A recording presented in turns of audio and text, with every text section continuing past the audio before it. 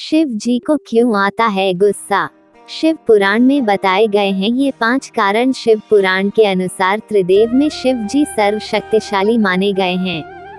देवाधिदेव महादेव को अपने भक्तों से बहुत प्रसन्न रहते हैं। शिव को भोलेनाथ के नाम से भी पुकारा जाता है। शिव जी जितने भोले हैं उतने ही गुस्से वाले भी हैं। कहते हैं शिव जी को एक बार गुस्सा आ जाए तो फिर उनका गुस्सा काबू में कर पाना ब्रह्मांड में किसी के भी बस में नहीं।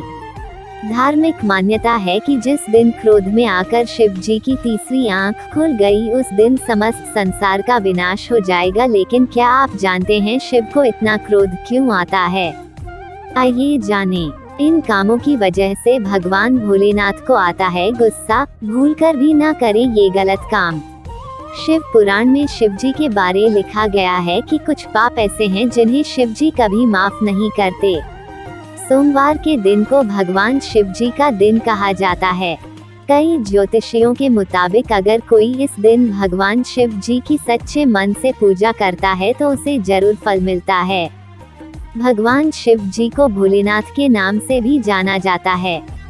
भोलेनाथ अपने भक्तों पर हमेशा खुश रहते हैं। शिव जी के गुस्से के बारे में कहा जाता है कि अगर शिव जी को गुस्सा आ गया और उन्होंने अपनी तीसरी आंख खोल दी तो दुनिया का अंत हो जाएगा।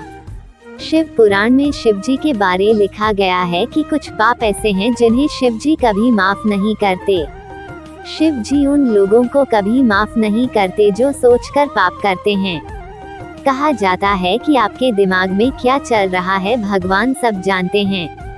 अगर आपसे अनजाने में और गलती से कोई पाप हो गया है तो शिव जी कुछ नहीं कहते, लेकिन आपने सोच समझकर कुछ पाप किया है तो फिर आप उनसे नहीं बच सकते। शिव पुराण में कहा गया है कि अगर आप किसी दूसरे के पति या पत्नी पर बुरी नजर रखते हैं तो ये पाप की श्रेणी में रखा गया है। किसी दान की हुई वस्तु को वापस लेना, अपने गुरु की पत्नी के साथ संबंध बनाना महापाप की श्रेणी में आते हैं। ऐसे अपराध करने वाले को भगवान शिव कभी माफ नहीं करते। गलत तरीकों से किसी दूसरे व्यक्ति की संपत्ति को हड़पना, इसमें मंदिर या कोई पुरानी वस्तुएं भी हो सकती हैं, तो भी इसे गलत माना जाता है।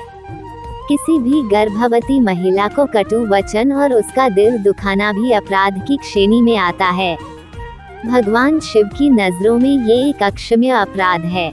किसी के सम्मान को ठेस पहुंचाने के लिए कटु वचन बोलना आपको अक्षम्य पाप का भागीदार बनाता है।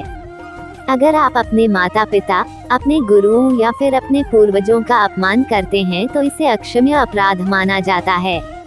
अगर दूसरे के धन पर गलत नजर रखते हैं तो भी भगवान शिव नाराज होते हैं।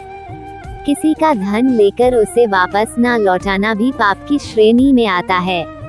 अगर आप किसी नादान और निरपराध व्यक्ति को कष्ट पहुंचाते हैं तो भी इसे गलत माना गया है। भगवान शिव जी ऐसे लोगों को कभी माफ नहीं करते हैं। जो लोग अच्छे रास्तों को छोड़कर बुरे रास्तों पर चलते हैं उनके अपराध को अक्षम्य माना जाता है। अगर आप कोई भी काम धर्म के विपरीत करते हैं तो ये भी पाप की श्रेणी में आता। जय भोलेनाथ। धन्यवाद।